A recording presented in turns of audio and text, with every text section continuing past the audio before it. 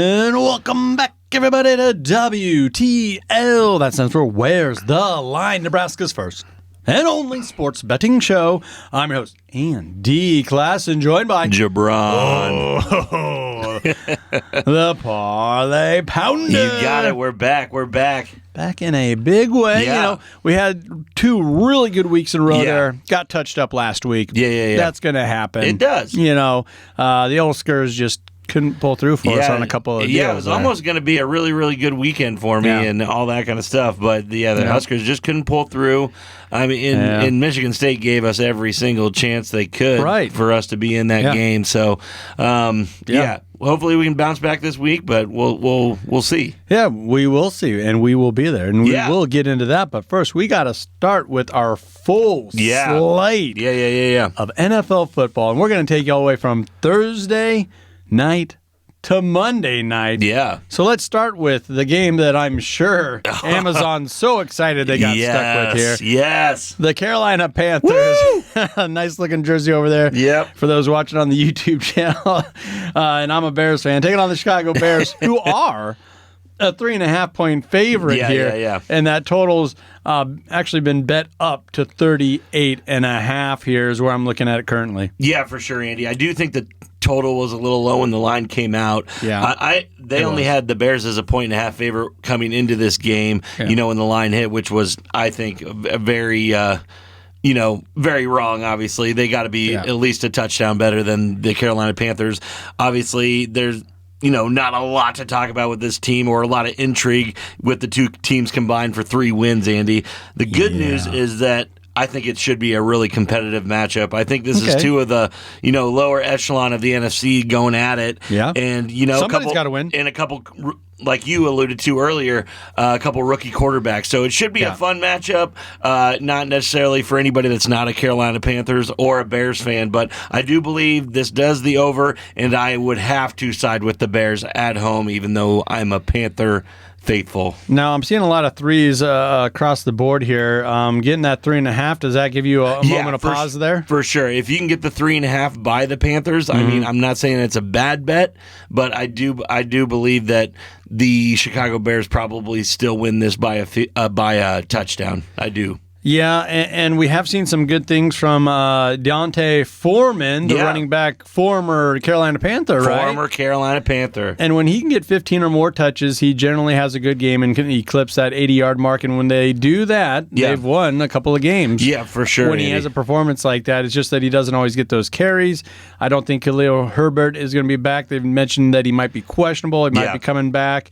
But then I saw an article by Jeremy Fowler, one of those guys on ESPN. Yeah. And they straight up said, well, can you trust anybody from Chicago on your fantasy team at running back? And the answer is no. The answer is no. Not at all. I've been able to plug Foreman in a couple weeks, and he's done all right for me. The one player prop that I'm really excited about for this game, Andy, it's a little revenge game. Not the guy that you just talked about, but I'm talking my guy, DJ Moore, for the Chicago Bears. His over-under on DraftKings for yardage right now is only at 53.5. I believe he is going to smoke this.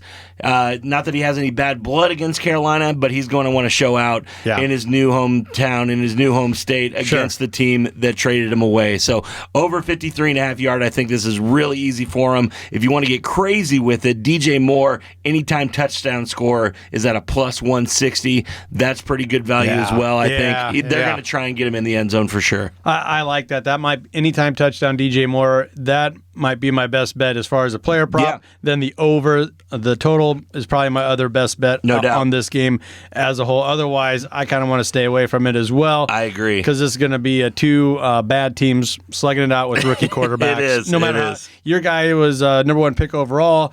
My guy was an unsigned free agent, but they're still both rookie quarterbacks in the NFL trying to figure it out. They are.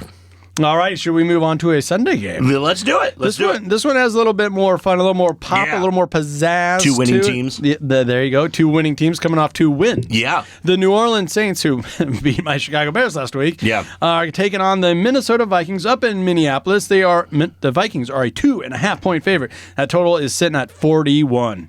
Yeah, it's crazy, Andy. This was actually flip-flopped when it came out. Everybody was, high on the Saints, but everybody's like, no. Minnesota looks looks like they got something going at quarterback here. Yes. The team is still very good all around. The line flipped really quick to Minnesota's favor, and I believe with the home field advantage, I think they get this one done. I don't know how far Josh Dobbs can take this team, but I know he can take them past the New Orleans Saints. I think everybody across the NFL felt good for Dobbs. No doubt. Last week. It was a pretty cool story, and the high stakes and winning at the end there. I think he threw that touchdown as like 22 seconds left. Exactly. It was right at the end. He made a whole bunch of big plays throughout the stretch to get them there, and then, capped it off. And the way he was crediting head coach Kevin O'Connor, who catches a lot of heat up in Minneapolis. No doubt. And a lot of people are praising him, saying that might have been the best coaching job in the NFL this season, pulling off that performance and that win with that type of quarterback on short notice. Yeah, literally just won that game without their two best players in Kirk Cousins and Justin Jefferson, with a banged-up T.J. Hawkinson and Cam Akers. Pretty good coaching there. Yep. So can they ride that? I think a lot of folks are saying they can against the New Orleans Saints, who, a lot of things had to break right for them just to beat the Bears last week. Exactly. That was a good game. Their backup tight end, quarterback / running back, wide receiver, Taysom Hill, had to literally decimate the Bears on every front. And that's what happened. The way that I look at this, Andy, is they are a very similar team to the Atlanta Falcons team that Minnesota just beat. And with another week of practice, another week of drills and all that kind of stuff with the Minnesota Vikings, I think Dobbs is going to be that much more sharp. And I think they're going to beat the Saints team. I think home field is worth 3 points. No doubt. I think you can get that 2.5 there. 2.5 hook, it's good. There we go. Should we look at Sunday night? Let's do it.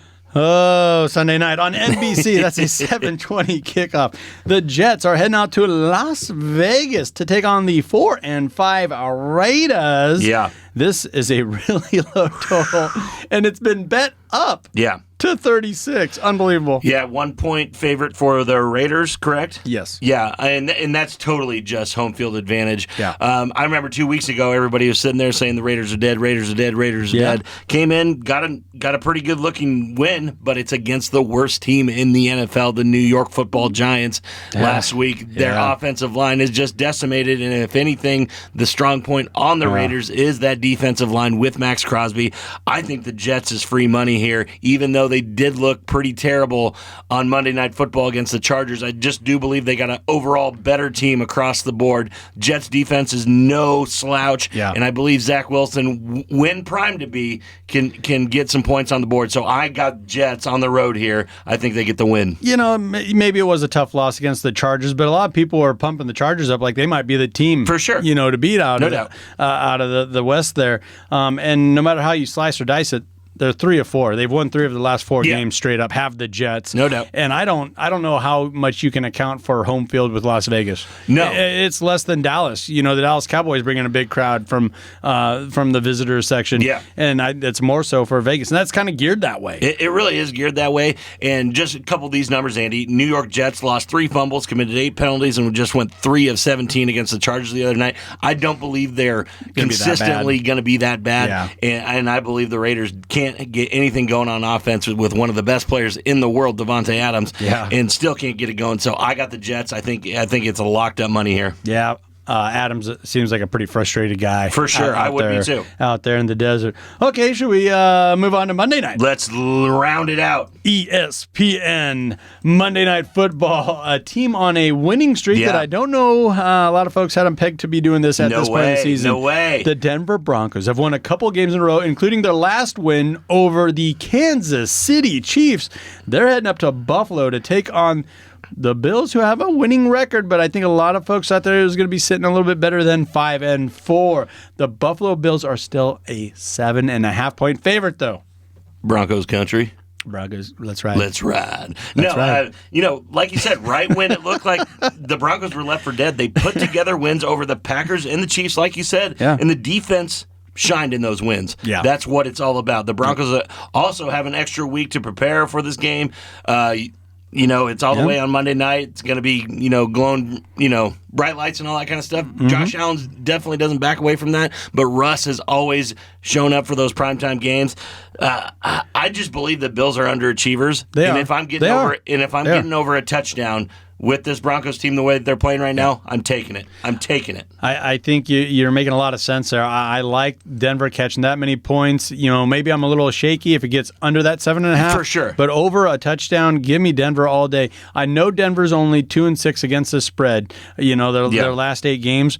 Buffalo's worse. They're 0-5. Yeah. 0-5 against the spread. That's at home. That's away. It doesn't matter. Buffalo is underachieving in a big way. A lot of people want to put them in the conversation with Kansas City. With Cincinnati. Eagles. Yeah, all that kind of stuff. Nope. Of Super Bowl, contenders. And they're not that. It just they haven't shown it yet. The running game is hit or miss, and the defense hasn't been good. There is no running game. There's no running game. Exactly. And the Bills are 17th in total defense and 18th in rush defense, so middle of the pack.